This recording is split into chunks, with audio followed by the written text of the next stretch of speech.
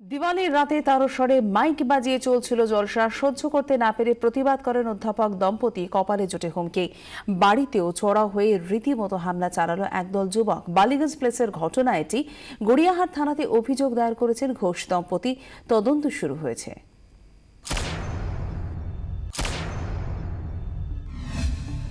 প্রত্যন্ত কোনো গ্রাম নয়, খাস দক্ষিণ কলকাতাতে বসেই এমন অভিজ্ঞতা হলো বাসুদেব ঘোষ, কেয়া চট্টোপাধ্যায়ের।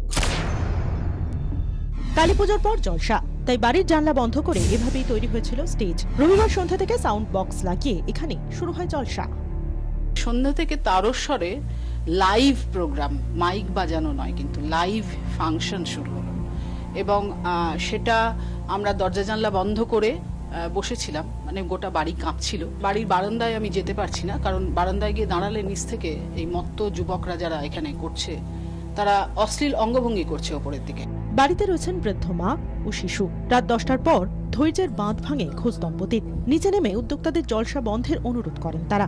10টা অবধি দেখার পর তখন কিন্তু আমরা নিচে নামি। ইনফ্যাক্ট আমার হাজব্যান্ড প্রথমে নামেন, তারপরে তখন গিয়ে ও বলে যে, এবং তারপরে আমিও নামি। নেমে গিয়ে তাদের বলি যে প্লিজ দাদা এটা বন্ধ করুন। তাতে অবশ্য বিশেষ কর্ণপাত করেননি উদ্যোক্তারা। 10:30টার পর নতুন উদ্যমে শুরু হয় গান। এবার আর সহ্য করতে পারেননি বাসুদেব বাবু। নিচে নেমে উদ্যোক্তা যুবকদের জলসা বন্ধ করতে বলেন তিনি। তখনই শুরু হয় শাসানি।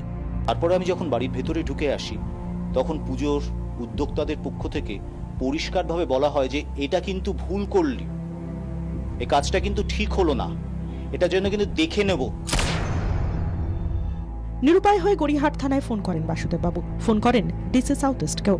ফোনে দেখা যাচ্ছে যে 22টা 8-এ প্রথম ওনারা গড়িয়াহাট পিএসএ 5 বার ফোন করেছেন। ডিসি সাউথ ইস্ট কলকাতা তাকে 3 বার ফোন করেছেন। 22টা 14 থেকে টানা তারা ফোন করে গেছেন। পুলিশের টনক নড়েনি, কিন্তু অতটা উদাসীন নয় জলসা উদ্যোক্তারা।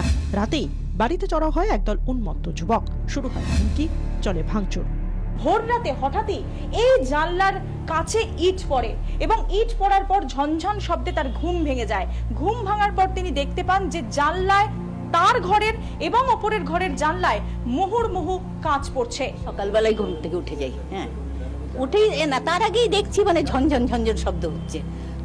তখন ঘুমও ভেঙে গেল। তারপরে দেখলাম আর কি এই কাণ্ড। ভাবছি এদের কিছু নষ্ট করে দিচ্ছে বোধ হয়, তাই আমি তাকাচ্ছি সব দিকে।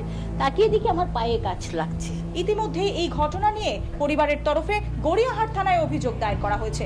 24 ঘন্টার জন্য তুষার ঘটকের সঙ্গে দেবারতী ঘোষ, কলকাতা।